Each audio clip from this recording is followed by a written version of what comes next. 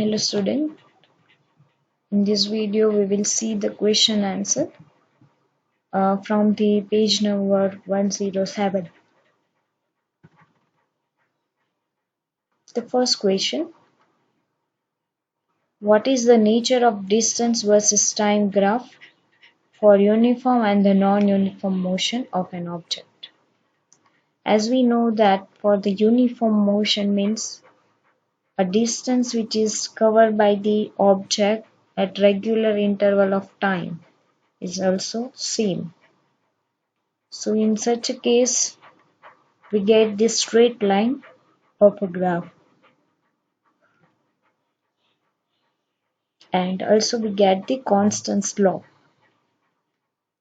While in case of a non-uniform motion, due to the uneven distance traveled by the object, we get the curve shape graph. And as it is in curve shape, so we can't get the constant slope. So the question is that what is the nature of the distance versus time graph for the uniform and the non-uniform motion of an object? So the answer is for the uniform motion of an object, its a distance versus time graph is a straight line with a constant slope. While for a non-uniform motion of an object, its a distance versus time graph is, as I told you, it's a curved line with an increase or decreasing slope. It is not constant one. It's depend on the distance traveled by the object. If it is in if after interval of time, the speed of the object, or you can say the distance covered by the object, is increased. In such a condition, we get the increasing slope, and if the after the time the speed of the object or distance of the distance covered by the object is decreased, then we get the decreasing slope. Let's see one more time. The question number 1, what is the nature of the distance versus time graph for the uniform and the non-uniform motion of an object? Then the answer is, for the uniform motion of an object, its a distance versus time graph is a straight line with a constant slope. For the non-uniform motion of an object, its a distance versus time graph is curved line with an increasing or a decreasing slope. Now let's see the question number 2.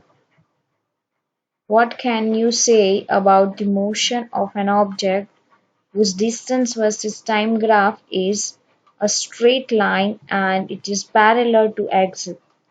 Here in figure you can see it's a 0 time. After some time, the distance which is covered by the object, it's the same. So that means this parallel line to the x-axis, which denoted that the object is not moving for the time. So we can say that the object is in a rest condition. The question is that what can you say about the motion of an object whose distance versus time graph is straight line parallel to the time axis? So the solution is that the graph is a parallel to the time axis, which means that the distance of the object is not changing with the time. For example, the body, or you can say the object, is at rest condition. In such a parallel graph, you can see that after the time, the distance covered by the object is the same. That means it not change its position. So we can conclude that the object is in a rest condition. Let's see one more time. The question number 2. The question is that what can you say about the motion of an object whose distance versus time graph is a straight line and parallel to the time axis.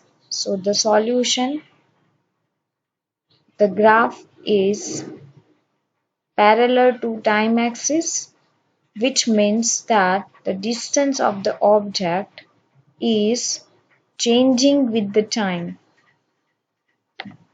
For example, the object is at rest condition. Now let's see the question number 3. The question is 2 number is basically for the distance versus time.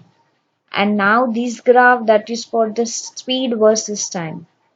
So the question is that what can you say about the motion of an object if its speed versus time graph is a straight line parallel to the time axis?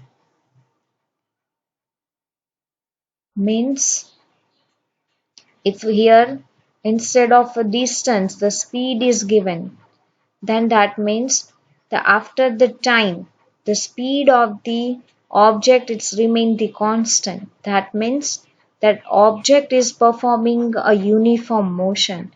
Uniform motion means a regular interval of time. The distance covered by the object means the speed of the object, it's the same. So in such a condition, we can say that the object is performing a uniform motion. So in such a case, we can get this kind of graph. In that, the speed line, which is a parallel to the time axis. So the question is that what can you say about the motion of an object if its speed versus time graph is straight line and parallel to the time axis? So the solution is that the graph is a straight line parallel to the time axis, which means that the speed of the object is changing, not changing with the time. So we can say that the object is performing a uniform motion. Let's revise one more time. The question is that what can you say about the motion of an object if its speed versus time graph is a straight line parallel to the time axis? So the solution is that the graph is straight line parallel to time axis, which means that the speed of object is not changing with the time. For example, the object is performing a uniform motion. Now let's move further. The question number 4. What is the quantity which is measured by the area occupied below the velocity versus time graph? So as I explained in explanatory part that the area which is occupied by the velocity versus time graph. Here the velocity is that, so that area we consider as a displacement. If instead of the velocity the speed is given, then in such a case we have to count the distance of the object. So the question is what is the quantity which is measured by the area occupied the below the velocity versus time graph? So the answer is the area under the velocity versus time graph gives the magnitude of its displacement. The area under the velocity versus time graph gives the magnitude of its displacement. Now let's move further. The question answer which is on page number 109. The question number 1. A bus starting from rest move with a uniform acceleration of 0.1 meter per second square for 2 minutes. Then find the speed which is acquired and the B equation that the distance traveled. Here you can see in the question the acceleration is given. So first of all write down the data which is given in question. So the acceleration it's a 0.1 meter per second square and also the time is given that is of minute 2 minutes. So first of all, we have to convert this minute into the second. We have to make the same unit. So if we are convert this 2 minute into the second, so 1 minute is equal to 60 seconds. So the 2 minute is equal to how many? So we get the 120 second. So the t is equal to 120 second. Now you can see that a bus starting from the rest. So that give us clue that u means the at the starting position, initial position. The bus is from the rest condition, means we can take a u as a 0 because the uniform because at the starting point the bus is in a rest condition.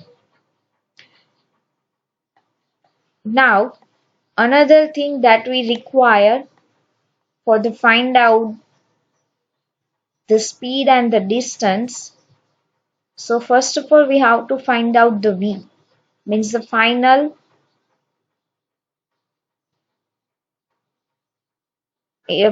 point. And how can we find out the final point?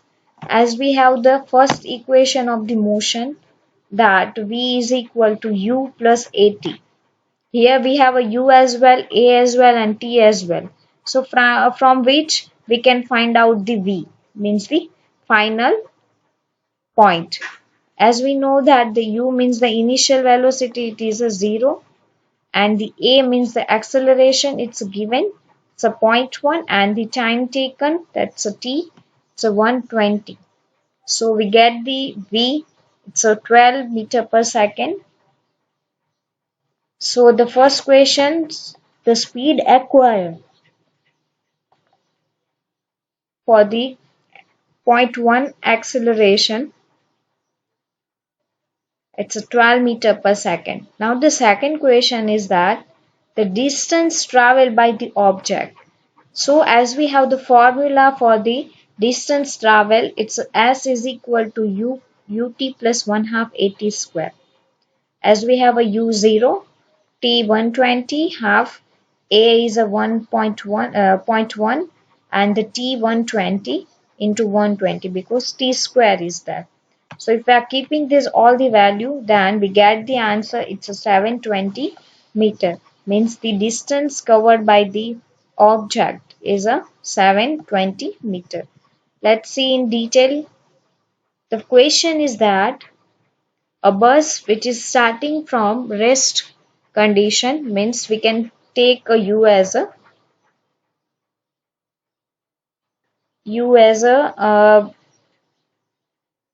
0 because it is in a rest condition, and then it is moved with a uniform acceleration, and a is given, it's a 0.1 meter per second, and here the time is given for a 2 minutes, so t is equal to 2 minutes. So we have to find out the speed which is acquired and the b, that is of the total distance traveled by the object. So here write down the given things, that the acceleration a is equal to 0.1 meter per second square, time t, that is of 2 minutes. First of all we convert this minute into the second. So the 2 into 60 is equal to 120 second, and initial speed u, that is of 0 because it is in a rest condition. So as we have the formula of the speed, the first formula, that v is equal to u plus at. So here u, that means the initial position, it's a 0. A means the acceleration, it's a given 0.1, and the t, that is of 120. So the answer is 12 meter per second, means the speed which is acquired to getting a 0.1 acceleration, we get the 12 meter per second.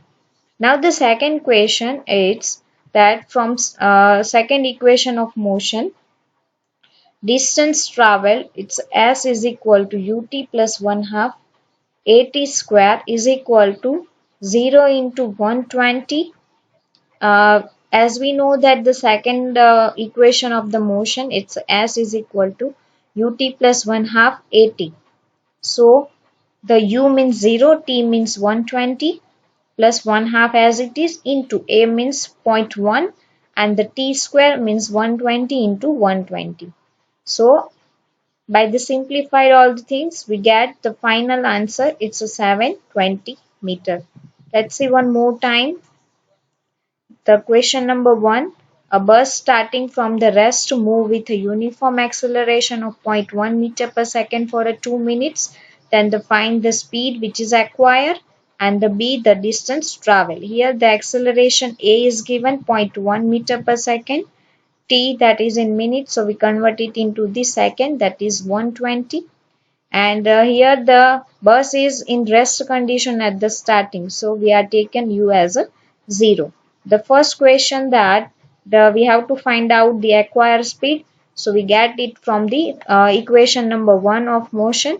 It's a V is equal to U plus and AT. Let's keep the value. U is equal to 0, A means 0.1 and T is equal to 120. So we get the answer 12 meter per second. The second question that the distance traveled by the object. So that we can got from the second equation of the motion. It's S is equal to ut plus 1 half at square. So we keep the value. U means 0, initial velocity, T means time 120, 1 half, A means acceleration, it's a 0.1, and the T square means 120 into 120. So we get the answer 720 meter. Thank you.